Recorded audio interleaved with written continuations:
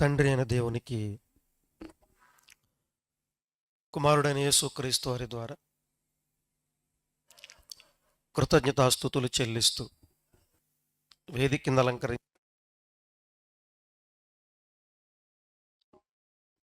దేవునిచే బహు విస్తారంగా బలంగా వాడబడుతున్న మా ప్రియులు, మా సోదరులు, దైవజనులు శాంసన్ గారికి, అలాగే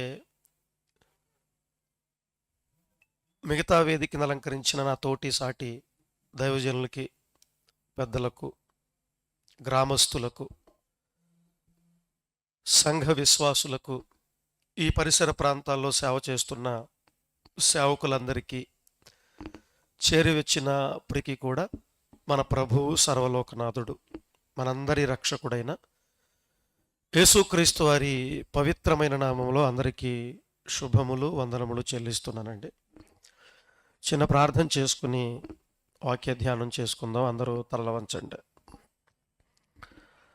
పరమందు ఆసీనులైన మా కన్న తండ్రి, ఉన్నతమైన, ఘనమైన, శ్రేష్టమైన మీ నామానికి స్తుతి చెల్లిస్తున్నాం ప్రభు. ఇదిగో నాయన, మీ పిల్లలందరూ కలిసి తండ్రి మీ పట్ల ఎంతో ఆసక్తితోటి మీ మనస్సును, మీ ఉద్దేశాలను మేమంతా కూడా ముందుకు వెళ్ళబుచ్చుకొని చక్కటి పరిస్థితులు నెలకొల్పమని మొదటి రోజు సభలోకి మమ్మల్ని తీసుకొచ్చారు. ఈరోజు మీ కుమారుడు ద్వారా మేమందరం మంచి మాటలు విని జరగబోయే 2 రోజుల్లో కూడా తండ్రి అత్యున్నతమైన జ్ఞానాన్ని మేము నేర్చుకుని మీ కొరకు మేము ఉన్నతంగా వాడబడులాగున మమ్మల్ని అందరినీ కూడా ఆశీర్వదించమని యేసుక్రీస్తు వారి పేర ఈ ప్రార్థన మీకు సమర్పిస్తున్నాము తండ్రి, ఆమెన్.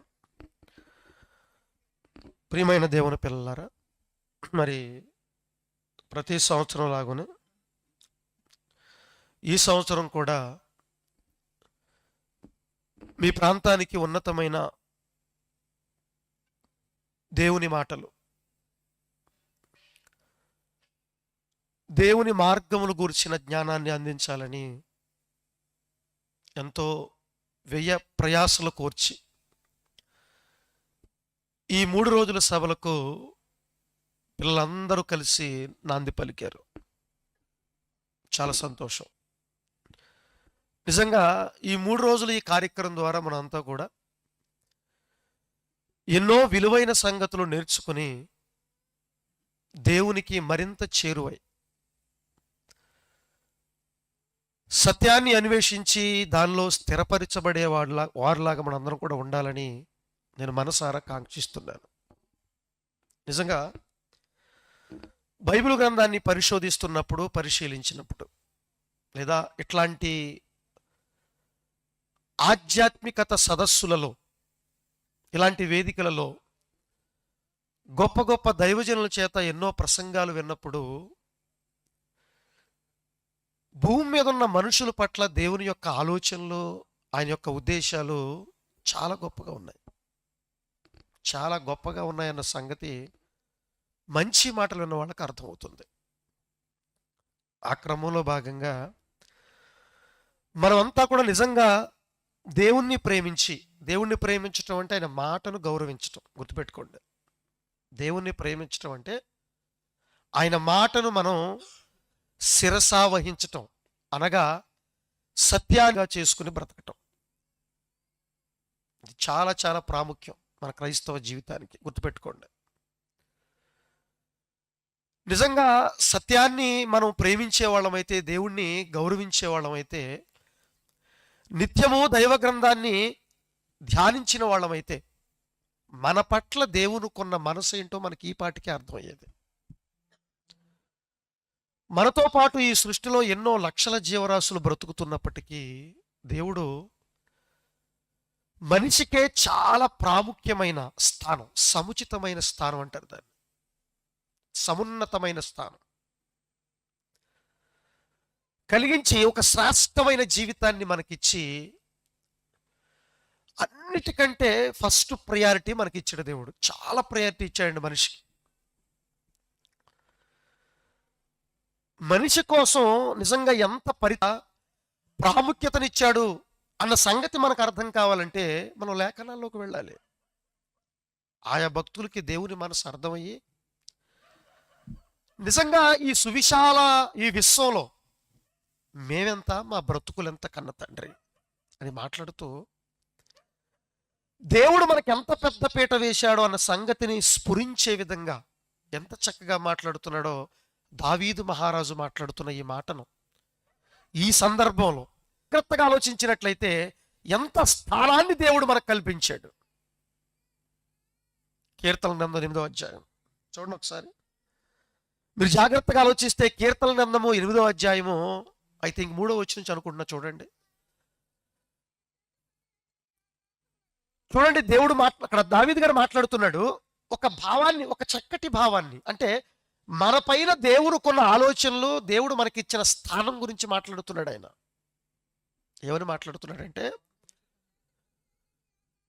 చూడండి 4వ వచనం చూడండి ఒకసారి. 4వ వచనం, నీవు మనుషులను జ్ఞాపకం చేసుకోవటానికి ఎందుకు వేడితో పోల్చన్నాడు? ఆయన కలిగించిన ఆకాశాన్ని ఒక్కసారి చూడండి అన్నాడు. ఆయన చేతి పని అయిన ఈ సువిశాల ప్రకృతిని చూడమంటున్నాడు. అలాగే ఆయన కలిగించిన చరాచర జీవరాశులను ఒక్కసారి ఆలోచించమంటున్నాడు. ఆయన కలిగించిన చంద్ర నక్షత్రములను నేను చూడగా అసలు నువ్వు మనుషులను జ్ఞాపకం చేసుకోవటానికి వాడు ఏ పాటివాడు నాకు అనిపిస్తుంది ప్రభు. ఆయన నిజంగా ఈ విశ్వాన్ని కలిగించావు కదా, నీ చేతి పనులే కదా ఇవన్నీ చూస్తుంటే అందులో 6 అడుగులో 5 అడుగులో 4 అడుగులో మనుషులు చూస్తుంటే వాళ్ళు ఏ పాటి వాళ్ళు, అసలు వాళ్ళ జ్ఞాపకం చేసుకోవటానికి వాడు ఏ పాటి వాడు అని క్వశ్చన్ చేస్తూ కింద ఏం మాట్లాడుతున్నాడు. కానీ ఆయన ఆలోచనలు ఎలా ఉన్నాయట? నరపుత్రుని దర్శించడానికి వాడు ఏ పాటి వాడు? నీకంటే కొంచెం తక్కువ అనిగా చేసావంతే. అయినా అప్పుడు చెప్తున్నాడు చూడ, ఒక అద్భుతమైన విషయం చెప్తున్నాడు. నిజంగా వాడిని చూస్తుంటే చాలా చిన్నవాడుగా ఉన్నాడు. వాడిని దర్శించడానికి, వాడిని జ్ఞాపకం చేసుకోవటానికి వాడు ఏ పాటి వాడు? అయినా దేవుడు ఏం చేశాడు తెలుసా? మహిమ ప్రభావములతో వానికి కిరీటాన్ని, అంటే రాచరికాన్ని ఇచ్చాడట, ఏలికను చేశాడట మనిషిని. ఇంకా మాట్లాడితే దేవుడు చేసిన పనులన్నిటి మీద ఏం చేసినట్టు దేవుడు? వానికి అధికారం. అదే కదా ప్రారంభంలో ఆది దంపతులు చేసిన తండ్రి వాళ్ళు ఆశీర్వదిస్తూ మొత్తం ఈ సృష్టి అంతా మీదే తీసుకోండి, వాటిని ఏలండి, వాటిని లోబరుచుకోండి, మీరు ఏలికలు. వా, ఎంత ఉన్నతమైన స్థానం మనిషికి దేవుడు ఇచ్చాడో చూడండి ఒకసారి. కానీ ఆలోచించక ఇవన్నీ మనకు అర్థం కావట్లేదు. కానీ నిజంగా దేవుని హృదయంలో, ఆయన మనస్సులో ఆయనకి చాలా ప్రాముఖ్యమైన వాళ్ళుగా ఈ మాటలన్నీ చదువుతున్నప్పుడు మనకు అర్థమవుతుంది. చాలా ఆనందం కలుగుతుందండి. మహిమా కిరీటంతో, మహిమా ప్రభావంతో వాడికి కిరీటం దయచేశావు, నీ చేతి పనులన్నింటి మీద వాడికి అధికారం ఇచ్చావు. ఇంకా మాట్లాడితే ఏమంటే జంతువులా చెప్పిన చరాచర జీవరాశులు అన్నీ కూడా నీకు లోబడతాయి, నీ పాదాక్రాంతం అవుతాయని చెప్తున్నట్టు చూడండి. నీ పాదాల క్రింద ఉంచాడట. నిజంగా ఇవన్నీ ఆలోచించి ఈ మాటలు చదివిన తర్వాత సమాజాన్ని చూస్తుంటే లోకాలను కలిగించిన దేవుడే మనిషికంత పెద్దపీట వేసినప్పుడు, మనిషికంత ప్రాముఖ్యమైన స్థానాన్ని ఇచ్చినప్పుడు, నిజంగా భూమి మీద బ్రతుకుతున్న ఆ మనిషి దేవుడికి తన మనసులో కానీ తన బ్రతుకులో కానీ ఎంత విలువనిచ్చాడు, ఎంత స్థానాన్ని ఇచ్చాడు ఆలోచించండి ఒకసారి. ఆయనకి మొట్టమొదటిగా మనమే ఫస్ట్. కానీ మనకే చెప్పండి, ఈ ప్రపంచాన్ని అడిగితే, మేధావులను అడిగితే చెబుతున్నారు మొట్టమొదటి స్థానం ఎవరికి ఇచ్చారట? తల్లికి ఇచ్చారట. రెండో స్థానం మాట్లాడరేంటి? తండ్రికి ఇచ్చారట. మూడవ స్థానం గురువుకి ఇచ్చారట. ఇంకంతే కదండి. ఏ పందెంలోకి వెళ్ళినా, ఏ పందాన్ని చూసినా ఏమండి, 1వ ప్రైజు 2వ ప్రైజు, అక్కడక్కడ 3వ ప్రైజులు ఉంటాయి. అంతేనా? 4వ ప్రైజు ఉంటుందా? అంటే ఫస్ట్ 3 స్థానాలు ఎవరు లేరండి? దేవుడు లేడట. ఎవరెవరినో పెట్టుకున్నాం, ఏదేదో పెట్టేసుకున్నాడు మనిషి. కానీ దేవుడైతే మొట్టమొదటి స్థానం ఎవరికండి? మాట్లాడరేంటండి? మొట్టమొదటి స్థానం ఎవరికి ఇచ్చాడు దేవుడు? మనకిచ్చాడు. మనకిచ్చాడు. ఆయన చేసిన ప్రతి కార్యక్రమం మన కోసం. ఆయన ఏం చేసినా మన కోసమేనండి. మరి మనం ఏం చేసినా దేవుని కోసమేనా? అంత భక్తి ఎక్కడ ఉందిలేండి, అంత ఆలోచనలు మనుషులకు లేవండి. అందుకే నాటి నుంచి నేటి వరకు ఏ తరాన్ని చూసినా, ఏ చరిత్రను తిరగేసినా మనుషులు మాత్రం దేవునికి చివరి స్థానాన్ని, అసలు స్థానాన్ని కూడా ఇవ్వని వాళ్ళు ఉన్నారండి. ఆలోచించండి ఒక్కసారి ప్రియమైన దేవుని పిల్లలారా.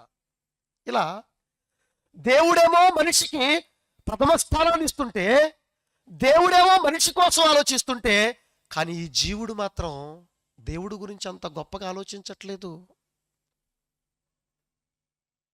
ఇలా మంచి స్థానాన్ని ఇచ్చిన దేవుడు ఈ ప్రపంచాన్ని ఉద్దేశించి, మనుషులు ఉద్దేశించి ఏం కోరుకున్నాడో తెలుసండి? వీళ్ళందరూ కూడా నన్ను ఆశ్రయించి బ్రతకాలి. నాడు చరిత్రలను అయితేనేమి, నేటి తరాల్లో అయితేనేమి, దేవుని యొక్క ఉద్దేశం ఏంటో తెలుసా? భూమి మీద బ్రతుకుతున్న మనుషులందరూ కూడా నన్ను ఆశ్రయించి బ్రతకాలి. ఆ రోజు ఇశ్రాయేల్ రాజులైతేనేమి, యూదుల రాజులైతేనేమి, ఏ రాజైనా కానీ ఆయన్ని ఆశ్రయంగా చేసుకుని రాజ్యాలను పరిపాలించాలని దేవుడు కోరుకున్నాడు. కానీ వాళ్ళు నిజంగా దేవుడిని ఆశ్రయించారా? నిజంగా దేవుడి దగ్గర విచారించారా వాళ్ళు? ఏ చరిత్రను చూసినా, ఏ తరాన్ని చూసినా మనుషులందరూ కూడా దేవుడికి చివరి స్థానం ఇచ్చారు. దేవుణ్ణి ఆశ్రయించట్లేదట. మనిషి ఎప్పుడు కూడా ఈ లోకం పైన, ఈ లోకంలో మట్టి మనుషుల పైన ఆధారపడతాడు. కానీ నిజంగా దేవుణ్ణి ఆశ్రయించి దేవుని ఎడలో ఉన్న ఆ భక్తిలో ఉన్న శక్తిని గురించి ఆలోచించలేకపోయాడు, దాన్ని పొందుకోలేకపోయాడు. తెలియదు కదా దేవుణ్ణి ఆశ్రయిస్తే అది ఎంత గొప్ప భాగ్యమో. దేవుని యందు మన జీవితాలు వెళ్ళబుచ్చుకుంటే, ఆయన నీడలో గనక మనం విశ్రమిస్తే, ఆయననే కేడముగా దుర్గముగా చేసుకుంటే మన బ్రతుకులు ఎంత ఉన్నతంగా ఉంటాయన్న సంగతి ప్రపంచానికి అర్థం కాలేదు గనక నేటికి నేటికి నేటికి పెదవులతో మాత్రం బలిస్తున్నారు దేవుడికి, హృదయాన్ని మాత్రం దూరంగా చేసుకున్నారండి. దేవునికి స్థానం లేదు. నేను చెబుతున్న మాటలు కాదండి. ఒక మనిషి ఇంకో మనిషి పైన ఆధారపడుతూ శాపగ్రస్తుడవుతాడు తప్ప దేవుడిచ్చే ఆ గొప్ప ఆధిక్యతను నిలబెట్టుకోలేకపోతున్నాడు.